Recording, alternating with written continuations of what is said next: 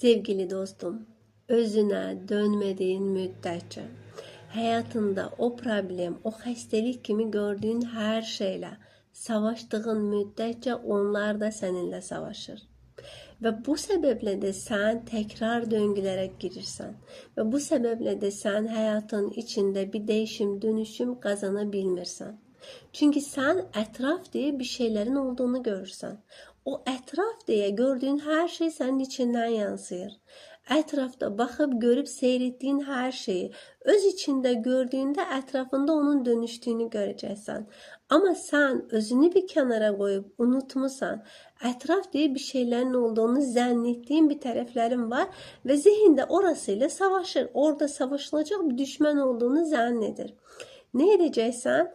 Etraftan gözünü çekip etrafa bakacaksan, orasını okuyacaksan doğru bir şekilde ve bunu ben harda edirəm diye içine döneceksin.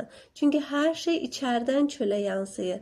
Seyrettiğin hayat senden yansıyır ve sen bunun farkında olmadığın için yaşadığın hayat sana ne söylemek istiyor? Aslında sana neyin mesajını vermek istiyor? Bunları görmediğin için savaşırsan orasıyla.